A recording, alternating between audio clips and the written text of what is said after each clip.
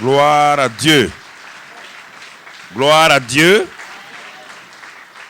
Merci Seigneur. Je suis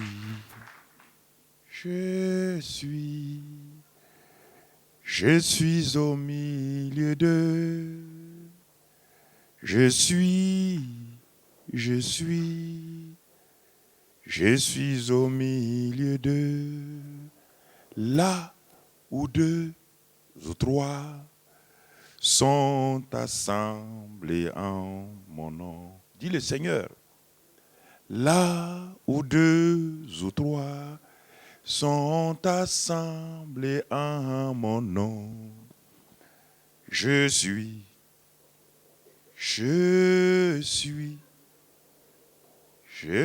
au milieu d'eux. Je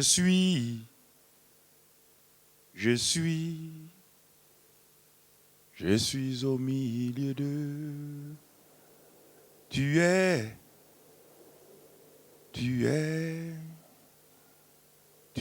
au milieu de nous. Il est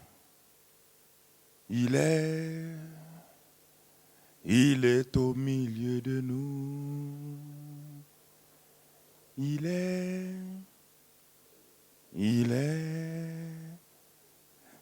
est au milieu de nous. Ensemble, là où deux ou trois sont assemblés en mon nom. Dis le Seigneur. Là où deux ou trois sont assemblés en son nom. Je suis au milieu d'eux.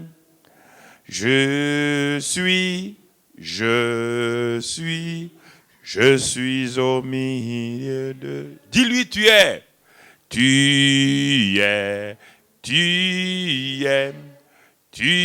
au milieu de nous.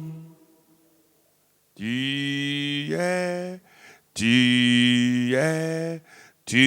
au milieu de nous. Il est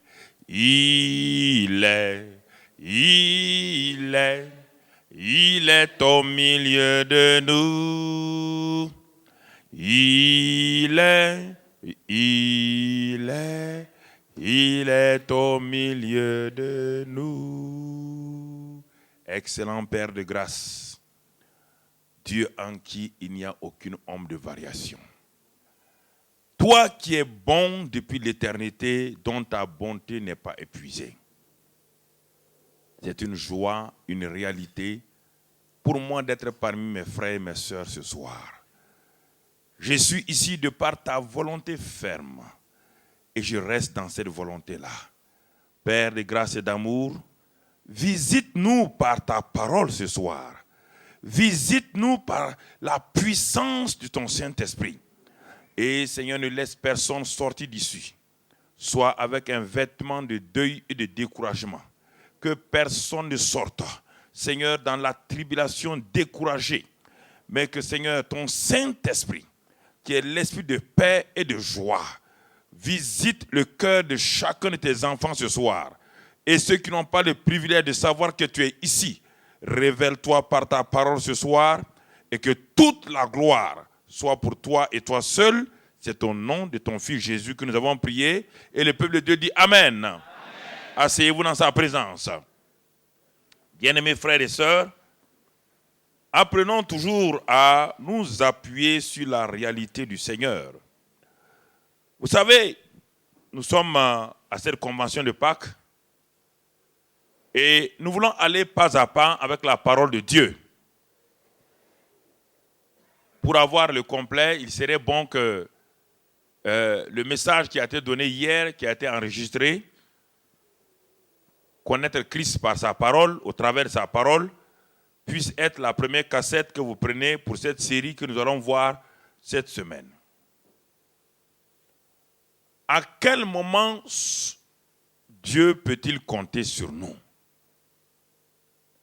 La Bible dit que David était un homme selon le cœur de Dieu. Écoutez très bien, mais c'est Dieu qui l'a dit. Personne ne le savait. C'est Dieu qui l'a proclamé que David est un homme selon son cœur. Et David, qui a été loin pour être le roi, a mis 13 ans avant d'arriver sur le trône. Et pendant ces 13 ans, Dieu examinait David pour voir ce que Dieu avait dit il y a 13 ans en arrière, qu'il était un homme selon son cœur. Malgré toutes les tribulations, Dieu voulait continuer à savoir, voir clairement si David, effectivement, répondait à cette norme divine. Être chrétien, quand tout va bien, il n'y a rien de plus facile. Louer Dieu, quand tout marche bien, il n'y a rien de plus facile. Mais la Bible dit qu'un jour, David et les hommes et les femmes, les hommes qu'il avait formés, son armée qui était formée d'une bande de gens qui étaient rejetés, corrompus, revenait d'un combat contre les Amalécites. Et David est arrivé à Siclac.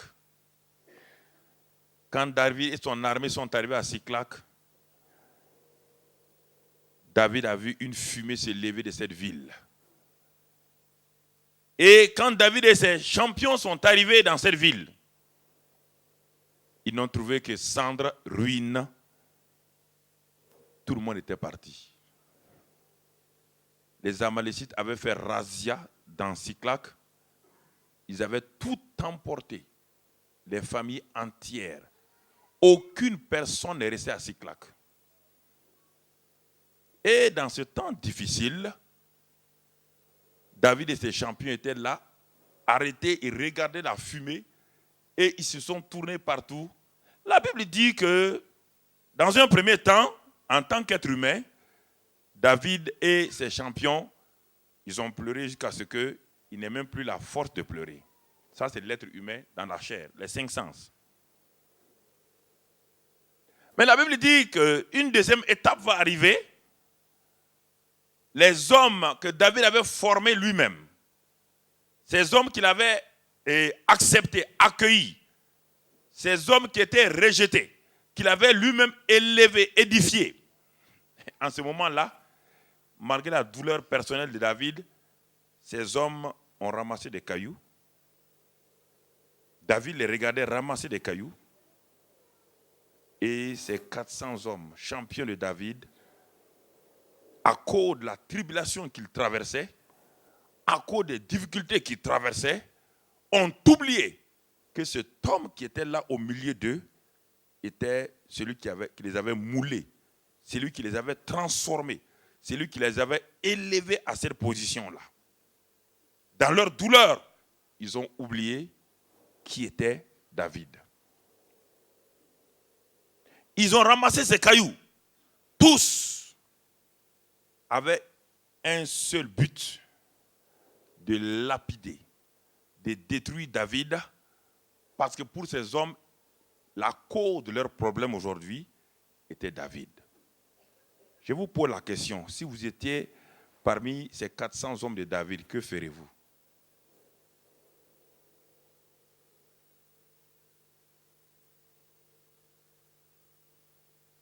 David avait lui-même perdu sa famille, sa famille avait été enlevée par les Amalécites, et maintenant ceux sur qui il comptait se sont retournés contre lui.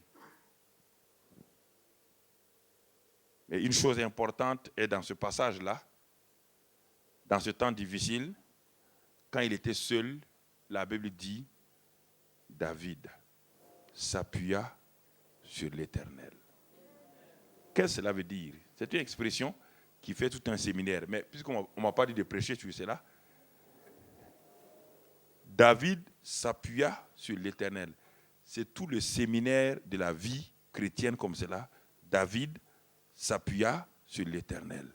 Le ciel avec toutes ses caméras. Le ciel avait pointé toutes les caméras célestes sur cette scène. Le Père qui était assis sur le trône, le Fils et le Saint-Esprit regardaient attentivement la réaction de David dans cette situation. les anges regardaient, l'archange Michel, Gabriel, tous les archanges, Satan et ses démons regardaient. C'est ça qui est extraordinaire. Est-ce qu'un homme faible va-t-il exalter Dieu au moment où le ciel attend de donner gloire à Dieu? Quelle est votre réaction devant vos situations?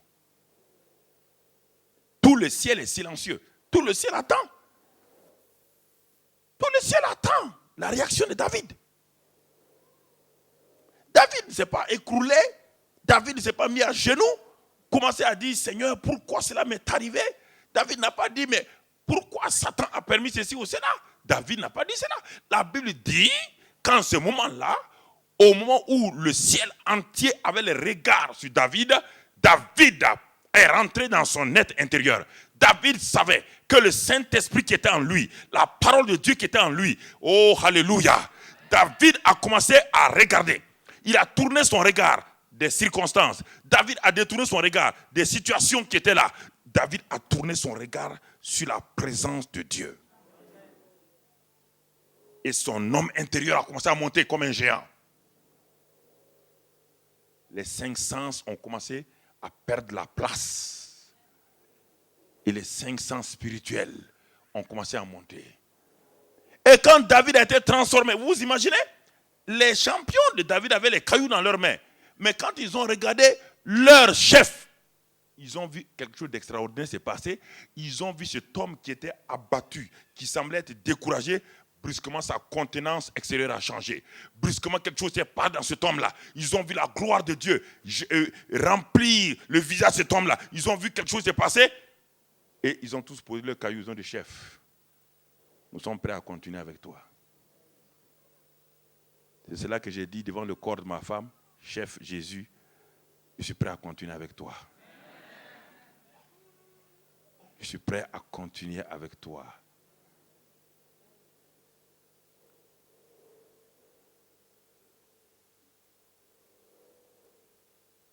Et ce soir, bien-aimés frères et sœurs, Dieu veut que nous apprenions à continuer avec lui. Sachez une chose, Dieu est très bon, frère. Je vous dis, Dieu est très bon. Il n'est pas bon quand il vous donne des voitures. Non, ça, ce n'est pas la bonté de Dieu. La bonté de Dieu n'a rien à voir avec les choses qu'il vous donne. Vous vous trompez. Dieu n'est pas bon parce qu'il vous donne des choses. Non. Ça, c'est le devoir de Dieu. En tant que père, je donne du pain à mes enfants. Si je peux acheter un vélo, je leur donne un vélo. Ce n'est pas ma bonté, c'est mon devoir de père. Ce n'est pas la bonté. Les gens confondent la bonté. La bonté de Dieu n'a rien à voir avec ce qu'il vous donne. Il est obligé. Il doit vous donner à manger et à boire. C'est votre père, non? Alors, c'est pas ce que vous faites chaque jour? Vous ne donnez pas à manger à vos enfants? Est-ce que c'est à cause de votre bonté? Depuis que vous donnez à manger à vos enfants, est-ce que votre enfant a dit que vous êtes bonne? Jamais, parce que l'enfant s'attend à ce que vous lui donnez à manger et à boire. La bonté de Dieu n'a rien à voir avec ça. Alors, mais Dieu est bon, hein? Mais quand ça ne va pas, on dit Dieu n'est pas bon. Dieu ne change pas. Il est constant. Il n'y a aucune ombre de variation en lui. Quand vous ne comprenez pas les situations, ne laissez pas votre bouche dire le contraire. Refusez, car vos paroles vous condamneront, vos paroles vous justifieront. Restez ferme, regardez la situation et proclamez malgré la situation, Seigneur, tes bontés ne sont pas épuisées, tes compassions ne sont pas à leur terme, elles se renouvellent pour moi chaque jour, chaque instant, chaque matin, chaque soir, chaque mois, chaque année, chaque siècle, au siècle des siècles. Demeurez ferme, frère. Demeurez ferme dans ce que Dieu dit. Jésus a dit, vous aurez des tribulations. Prenez courage car j'ai vaincu. Il dit, vous aurez. Il n'a pas dit, si ça vous convient. Il n'a pas dit, si ça vous plaît. Il dit, vous aurez. C'est une déclaration claire et nette. Vous aurez. Que tu veux ou pas, tu les auras. Donc, vous devez te préparer à les avoir bien. C'est la seule chose. Il faut te préparer à les avoir. Alors, bien-aimés frères et sœurs, notre message d'introduction ce soir, nous lisons dans Philippiens 3, c'est le thème qu'on nous a dit de traiter. Vous êtes venus à cette convention sur la base de ce thème. Vous n'êtes pas venus parce que Mamadou Karambi est là pour prier pour les malades. Vous êtes venus Parce que vous avez entendu qu'il y a un thème qu'on doit traiter qu'on appelle quoi? Philippiens 3, verset 10. Donc voilà, on est d'accord, hein? On est d'accord. C'est ce thème-là qui nous réunit. Ok, vous et moi. Ce thème-là dit, Philippiens 3, verset 10. Il dit, afin de connaître Christ et la puissance de sa résurrection et la communion de ses souffrances, en devenant conforme à lui dans sa mort pour parvenir, si je puis, à la résurrection d'entre les morts. Donc, on parle de connaissance. Et en grec, il y a plusieurs niveaux de connaissance. Le premier niveau de connaissance en grec, c'est le gynosko. Le gynosko qui simplement vous donne, c'est ce qui est utilisé dans Jean 8, 31, vous connaîtrez la vérité et la vérité vous rendra libre. Ça, c'est le premier niveau de connaissance. C'est une connaissance expérimentale, pas doctrinale. C'est une familiarité avec un homme ou un événement. C'est ce qu'on appelle le gynosko, en grec, la connaissance, le premier niveau de connaissance. Il y a d'autres niveaux de connaissance qu'on appelle épignosis. Il y a le mot gnosis là-dedans. Épignosis. Donc, mais le terme utilisé ici, c'est le terme gynosko. C'est-à-dire que connaître Christ, expérimenter Christ dans sa mort, dans son ensevelissement et dans sa résurrection et dans sa glorification. L'expérimenter, frères et sœurs. Et je crois, je remercie Dieu pour cela, parce que cela va nous aider pour qu'il y ait la confusion que souvent nous avons dans la vie chrétienne, parce que nous sommes devenus chrétiens sur la base de certains éléments qui ne sont pas très très clairs et qui sont flous dans nos vies. Donc, connaître Christ et la puissance de sa résurrection, et nous l'avons vu hier, ceux qui étaient là, nous avons commencé cette connaissance-là, introductive, par connaître Christ par sa parole, au travers de sa parole. Ça, c'est la première connaissance très importante. Puisque Christ n'étant pas là physiquement, alors lorsque nous avons la parole de Dieu, lorsque cette parole-là, nous l'avons dans notre main, et nous devons savoir que cette parole-là a aussi une grande valeur que si Christ était là physiquement. Parce que frères et sœurs, sachez une chose, vous ne pouvez jamais me séparer de mes paroles. Mes paroles et moi sont une et indivisibles. Jamais vous ne pourrez me séparer de mes paroles. Mes paroles montrent quelle sorte de personne je suis. Quand on dit à telle personne qu'il est un faux type, ça veut dire qu'un faux type veut dire quoi? Un homme qui dit quelque chose et ne tient pas parole. Alors ça veut dire, ce n'est pas son visage qui est faux type. Ce ne sont pas ses cheveux qu'on appelle faux type. On l'appelle faux type, ça veut dire un homme ou une femme qui dit quelque chose et qui ne garde pas la parole. Alors, est-ce que vous traitez Dieu de faux type? C'est là, non. Vous faites des sourcils. Ah, pourtant, tous les jours, vous le traitez de faux type, mon ami. Puisque vous ne croyez pas ce qu'il dit.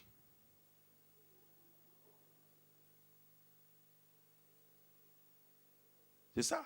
La question est importante. Vous ne pouvez pas séparer. Vous ne pouvez pas dire que voilà la parole de Dieu, voilà Dieu. Vous ne pouvez pas dire que Dieu est bon, mais sa parole, Dieu dit ah, non, non, non. Ma parole est l'expression de ma personnalité. Vous ne pouvez pas dire, ah, moi j'aime Dieu, mais je n'aime pas la parole de Dieu. Dieu dit, non, non, ça, mon enfant, toi et moi, on ne peut pas s'entendre. Ma parole, c'est l'expression. Au commencement était la parole était avec Dieu, la parole était Dieu. Vous ne pouvez pas prendre une épée, couper la parole de Dieu et Dieu. C'est pourquoi je suis étonné. Quand vous ouvrez la Bible, vous dites, Monsieur Dieu, je veux que tu me parles. Monsieur Dieu, parle-moi. Mais quand vous la fermez, vous dites, Monsieur Dieu, ferme ta bouche. Non, vous riez, c'est ça. Chaque fois que vous fermez la Bible, vous dites à Dieu, je ne veux pas t'entendre. Je ne veux pas t'entendre. Quand vous ouvrez la Bible, il est écrit, ce qui est écrit ici, tu ne mentiras pas. Qui est en train de te parler? Mais qui vient de te parler là? Je suis là, tu ne mentiras pas. Qui est en train de te parler? Dieu? Oui ou non? Mais quelle est ta réaction? Tu dois t'arrêter. Quelqu'un vient te dire tu ne mentiras pas. Alors que tu viens de mentir, la réaction est de te repentir d'abord. Mais si tu continues à lire, qu'est-ce que tu lis? Tu lis quoi? Tu cherches quoi? Non, tu continues à lire pourquoi? Tu te moques de Dieu? Il te dit tu ne mens pas. Tu as menti, tu ne t'arrêtes pas et tu continues à lire le reste.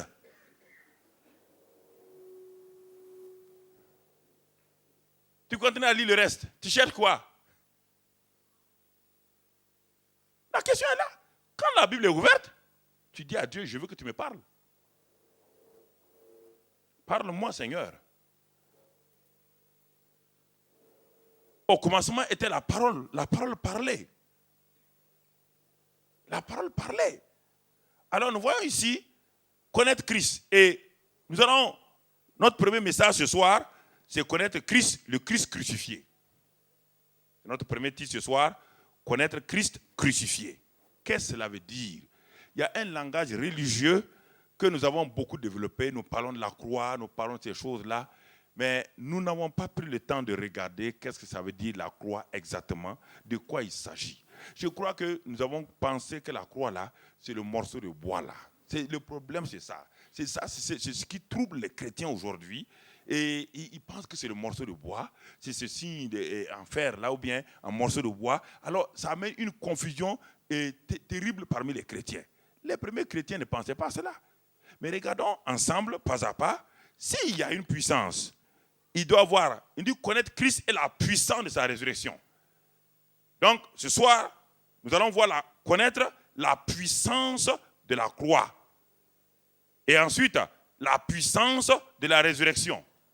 Et ensuite, la puissance de la glorification. Les trois puissances sont à des niveaux bien différents.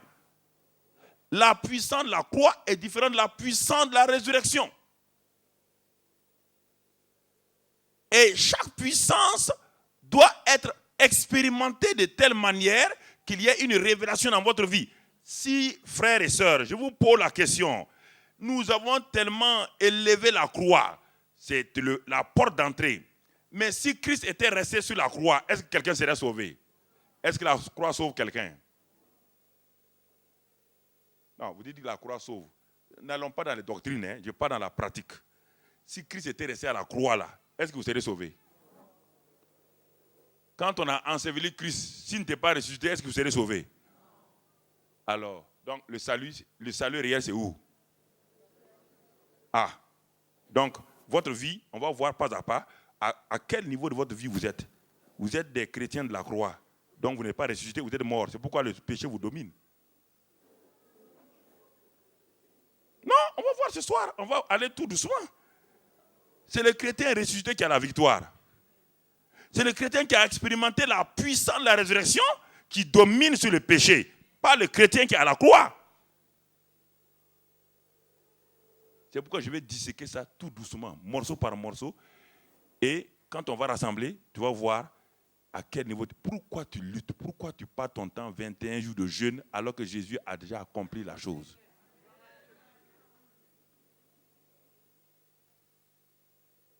Pourquoi tu te laisses manipuler par des doctrines humaines alors que Jésus a accompli? C'est ça que le problème. Les chrétiens du 1er siècle, du 2e siècle, jusqu'au concile de Nicée, ne faisaient pas ce qu'on faisait. Ils connaissaient, ils savaient ce qu'ils faisaient.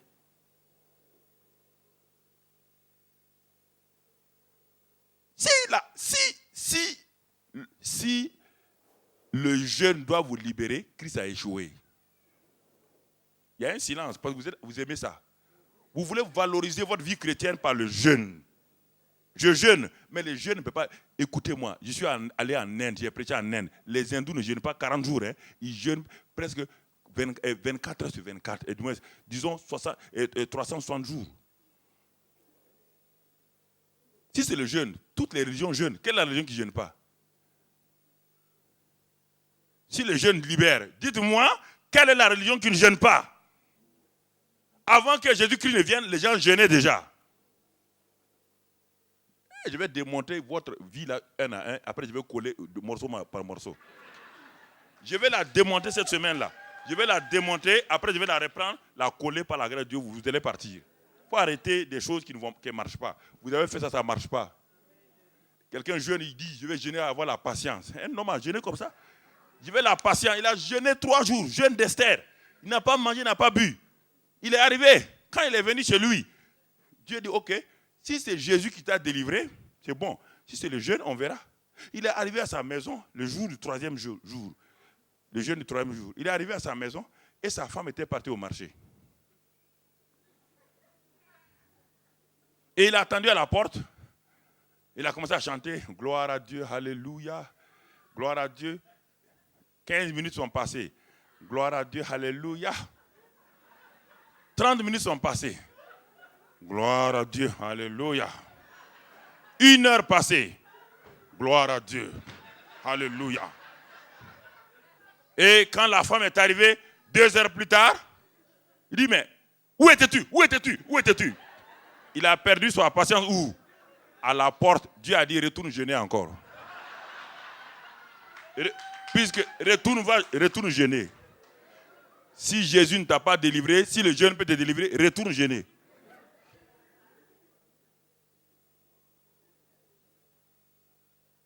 Connaître Christ crucifié. Tu l'as rencontré quand? Le Christ crucifié. Tu l'as rencontré où? Tu as levé seulement, tu as levé ta main à une réunion d'église. Tu as levé ta main. Qui veut recevoir Jésus? Tu as levé ta main. C'est ça seulement que tu as fait? Tu as rencontré Christ crucifié où?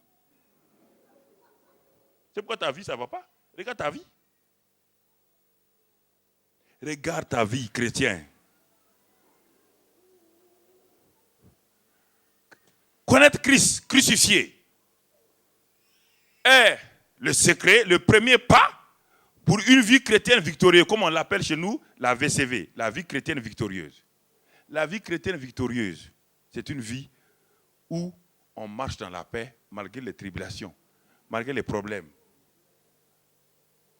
On ne change pas de programme quand il y a tribulation. Non, non, non. On continue. Les tribulations font partie de notre vie.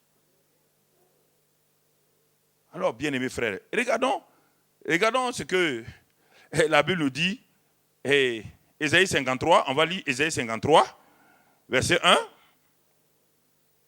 Je vais aller, je suis venu pour faire des enseignements, parce que vous avez déjà beaucoup de puissants. L'onction, vous avez tout ça déjà. Le problème n'est pas dans l'onction. Ésaïe 53, nous allons lire le verset 1. Ce verset 1 nous dit, qui a cru à ce qui nous était annoncé, qui a reconnu le bras de l'Éternel? C'est cette question-là qui va nous conduire pendant ces 3 jours-là. Dieu pose, regardez bien, Dieu pose la question, cette question où? Dans Ésaïe 53. Parce que ce qui va suivre dans Ésaïe 53 là, rares de gens l'ont reconnu. Rares de gens ont su ce qui s'est passé à la croix. C'est pourquoi il dit, qui a reconnu et qui a cru? Ésaïe 53 annonce la crucifixion. Ésaïe 53 annonce comment le Messie devrait venir sur la terre pour sauver les gens. Mais Ésaïe 53 montre quelque chose que personne n'a pensé. Personne n'a pensé que pour être sauvé, c'est de cette manière-là qu'on doit être sauvé. C'est pourquoi Dieu a posé la question rapidement. Qui a cru et qui a reconnu le bras de l'Éternel? Qui a reconnu que dans la crucifixion, le bras de Dieu même est impliqué là-dedans? Ce n'est pas Satan. Dieu qui a reconnu le bras de Dieu. La question est importante. Pourquoi la question est là? On va aller pas à pas et vous allez comprendre. La question, n'oubliez pas, qui a reconnu et qui a cru? Allons pas à pas. Regardons maintenant Jean 19. Allons dans Jean 19. Nous sommes là, notre premier message, connaître Christ crucifié. Connaître Christ crucifié d'abord. Jean, chapitre 19. Et au verset 17. Notez cela sur vos carnets. Si vous êtes venus, je vous excuse ce soir, mais demain, si vous venez les bras croisés, je vous mets au dehors. Je vous dis la vérité. Non, non, je suis un enseignant. Si vous allez à l'université, vous ne croisez pas les bras. Ah oui? Ah oui? Si vous allez au collège, vous croisez les bras? On va vous laisser dans la salle? Hein? Alors, vous n'êtes pas supérieur à celui qui vous enseigne. S'il ouvre la Bible, s'il a un cahier où il a tout noté, si vous êtes étudiant, vous devez ouvrir la Bible et avoir un cahier pour noter. C'est ma manière, c'est strict. Je ne suis pas là pour chercher pas l'argent ni la gloire. Je cherche la vérité. Beaucoup de chrétiens vont se trouver en enfer. Après, ils vont dire, c'est les pasteurs. Je ne veux pas que quelqu'un... Non. Je ne veux pas conduire quelqu'un en enfer. Hein. Je suis venu pour te délivrer. Donc, si tu veux venir écouter mes enseignements, amène ta Bible et ton crayon. Tu notes. Si tu n'ouvres pas la Bible, au moins note, tu vas lire à la maison. Mais si tu veux venir t'asseoir ta tête en forme de 0, ça ne va pas. Non, je suis strict. Je suis strict avec ça. Ça, je ne m'amuse pas. Dans n'importe quel pays, j'enseigne comme ça. Donc, si tu n'aimes pas ça, au revoir, mon ami. Non, c'est la politesse. Jésus a dit aux gens, il ne faut pas s'amuser là. On est la vie éternelle. Si tu manques la vie éternelle, si tu manques le virage de la vie éternelle, tu ne peux plus revenir. C'est fini pour toi. Si tu veux aller à Yverdon, tu manques le virage, tu peux ressortir, autoroute numéro 4, tu ressors, tu reviens. Mais le virage de la vie éternelle, quand tu manques, c'est fini. Il n'y a plus de sortie, il n'y a plus de raccourci. C'est fini pour toi. Donc quand tu viens pour les choses de Dieu, viens au sérieux. Prépare-toi et viens au sérieux. Assois-toi, ne pense à rien d'autre. Ok. Donc, mon ami, ok. J'ouvre la Bible à Jean 19. Et regardons le verset 17. Jésus, portant sa croix, arriva au lieu du crâne qui se nomme en hébreu Golgotha. C'est là qu'il fut crucifié et 2 autres avec lui, un de chaque côté et Jésus au milieu. Pilate fit une inscription qu'il plaça sur la croix et qui était ainsi conçue. Jésus de Nazareth, roi des Juifs. Verset 20. Beaucoup de Juifs lurent cette inscription parce que le lieu où Jésus fut crucifié était près de la ville. Et cette inscription était en hébreu, en grec et en latin. Alors, pourquoi? Regardons, nous sommes à la croix maintenant. Je vous amène sur le site de la croix. Sur le site de la croix, il y avait une grande foule bigarrée. Une grande foule bigarrée. Et Pilate, qui a ordonné qu'on crucifie Jésus-Christ, a fait inscrire au-dessus de sa tête tout juste, il a mis un panneau, celui-ci est le roi des Juifs. Mais il a écrit cette déclaration dans 3 langues importantes. Comprenez très bien. L'hébreu, le grec et le latin, les 3 langues dominatrices dans 3 domaines bien précis. Et face à la croix, ces catégories de gens sont venus. Le premier groupe que nous voyons, c'est le groupe des Hébreux. Et il représente le groupe des religieux. La religion. Parce que parmi toutes les religions, la supérieure était à l'époque le judaïsme, à qui Dieu même avait révélé à Moïse. Écoutez très bien. La religion est bonne, hein, mais vous allez voir, elle est limitée. Les Juifs étaient là.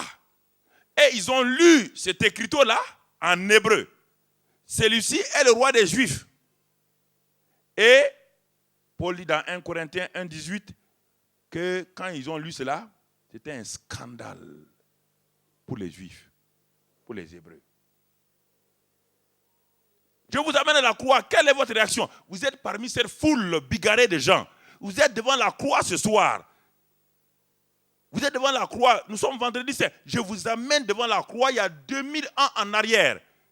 Et vous êtes dans cette foule-là. Quelle sera votre réaction vis-à-vis de cet événement qui se passe là et que les Juifs, ceux qui représentaient la religion parfaite, ont jugé que la mort d'un individu comme Jésus ne pouvait pas être le moyen de salut que Dieu a accepté, a sélectionné.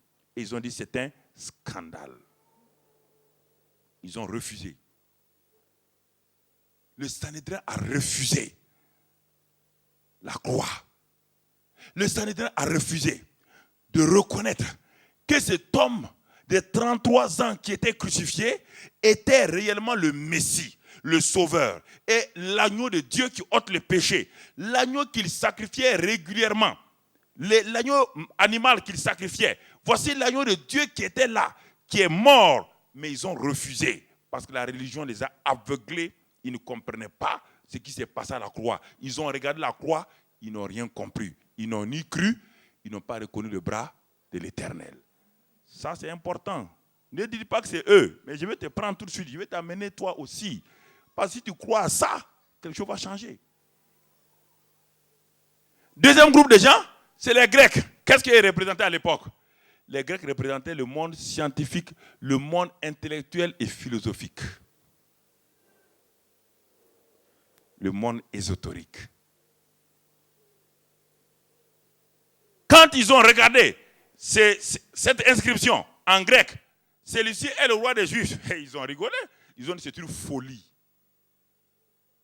Intellectuellement, ça ne tient pas. On ne peut pas sauver des gens avec quelqu'un qui est en train de subir la défaite. La mort de Christ pour eux, c'était une défaite. Comment voulez-vous le raisonnement logique? Si un vainqueur, c'est quelqu'un qui est devant le char et puis il tire les vaincus derrière lui. Mais ils ne savaient pas que la croix était un char derrière lequel Satan et ses démons étaient liés. Ils ont regardé, ils n'ont pas découvert. Ils ont dit, mais c'est une folie. C'est une simple folie. Et c'est pourquoi les intellectuels d'aujourd'hui encore, quand ils regardent l'événement de la croix, quand les savants, les soi-disant savants de ce monde, quand les clubs ésotériques regardent quand on parle de croix, non, ils s'amusent. Ils disent non, ce sont des histoires ça. Ils disent la croix n'est pas une réalité. La croix n'est pas une réalité. Non, on nous trompe, on vous trompe là, on vous fait de lavage de cerveau. Les clubs ésotériques, tous les grands groupes, vous les connaissez, ils refusent la croix comme le moyen du salut. Ça n'a pas changé, rien de nouveau sur la terre. C'est devant vous ici, le jour de la mort de Christ, les trous, les groupes sont là. Le monde entier était représenté face à la croix. Et personne ne l'a reconnu. Vous entendez? Personne. On va voir qui l'a reconnu et pourquoi il l'a reconnu. On va le voir. Les Hébreux sont passés, ils ont dit scandale. Les Grecs sont passés, ils ont dit folie. Rome va venir. Les Latins vont venir. C'est quel pouvoir? Le pouvoir politique et des affaires. Rome dominait à l'époque. Oui ou non? Qui dominait le monde? Qui était le colonisateur par excellence? C'était Rome. Qui appliquait la démocratie? C'était Rome. Qui avait son ecclésia? L'ecclésia veut dire l'église. Mais Jésus avait son ecclésia, mais César aussi avait son ecclésia. Le mot ecclésia n'est pas seulement l'église. Non, le mot ecclésia est emprunté des Grecs, appliqué par les Romains, et que César a appliqué. Le mot ecclésia ne vient pas de l'église. C'est pourquoi Jésus dit mon église, parce qu'il savait que César avait son église aussi, qu'on appelle ecclésia. Donc Rome a dit, ah non, cet homme-là est un rebelle. Il veut faire un coup d'État. C'est pourquoi il faut le crucifier. Donc le pouvoir politique ne l'a pas reconnu. Le pouvoir religieux ne l'a pas reconnu. Et le pouvoir intellectuel ne l'a pas reconnu. Aujourd'hui encore, c'est la même chose. Je vous amène devant la croix. Vous dites, ah, je ne fais pas partie de ces trois groupes-là. Ne te presse pas, je vais t'amener pas à pas. Tu es sûr? Tu es sûr que tu as reconnu? Tu es sûr que tu as cru comme Dieu veut que tu crois? Tu es sûr que tu as reconnu le bras de Dieu dans la croix? Es-tu sûr de cela? Je te pose la question. Ces trois groupes ont dit non, scandale, folie, rébellion. Voilà les trois mots. Voyons notre groupe, ce n'est pas fini. À la croix, il n'y a pas seulement trois groupes. Regardons notre groupe, frères, et nous allons voir dans Luc 23. Luc 23, les autres groupes sont décrits là-bas. Luc 23, regardons les autres groupes dans Luc chapitre 23 et à partir du verset 26. 26.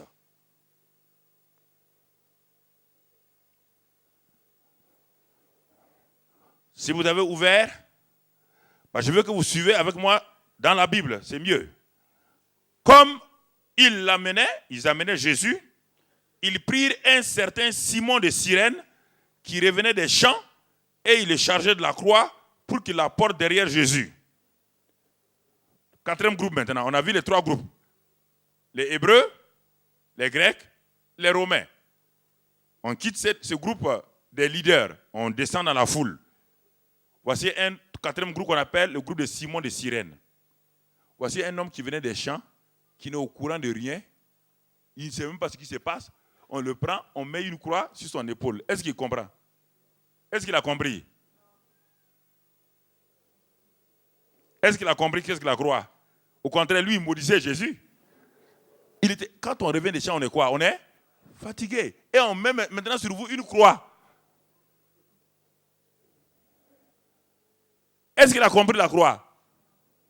Au contraire, il devait maudire. Il dit, mais pourquoi je suis innocent? Pourquoi cet homme-là, on met sa croix sur moi? Parce que la croix, c'était l'instrument où on tuait les bandits, les voyous.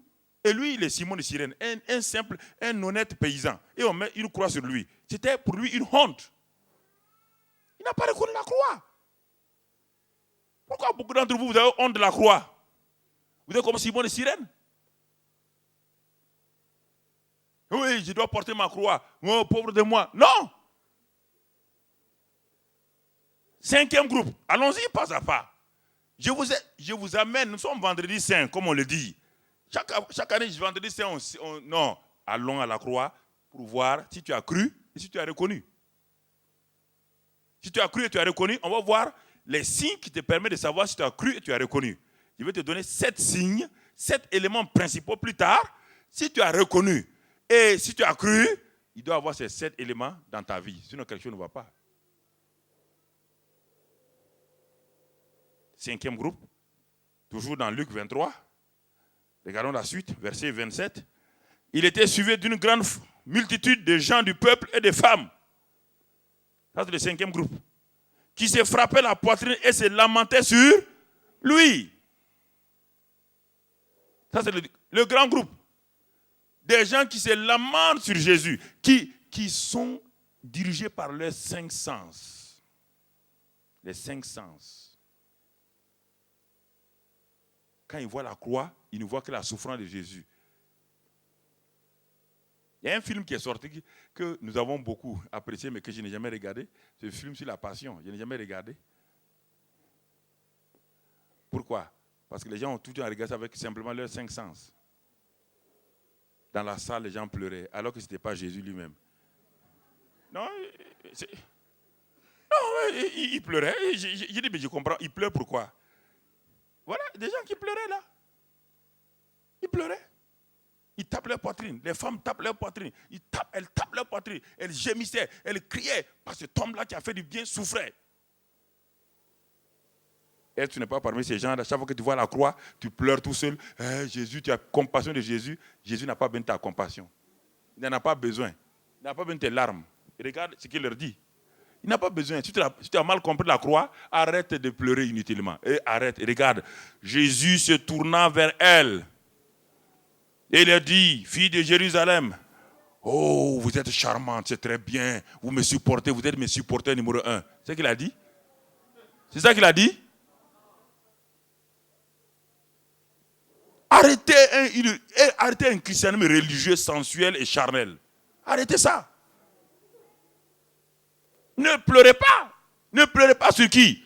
Ne pleurez pas sur moi. Mais pleurez sur qui? Sur vous et vos. Pleurez sur vous et vos enfants. Arrêtez de pleurer sur moi. Hein. Arrêtez de pleurer. Il vous interdit. C'est un ordre. Arrêtez de pleurer. Si tu as cru à la croix, si tu as reconnu le bras de Dieu, tu ne pleures pas. Quelqu'un vient te sauver, tu pleures pour lui. Écoutez. Oh ouais, on va prêcher la croix. Tu prêches quelle croix? La croix de Simon de Cyrène? La croix de ces femmes-là? Chacun avait sa croix. Regarde, chacun avait une compréhension de la croix. Mais toutes ces compréhensions étaient fausses.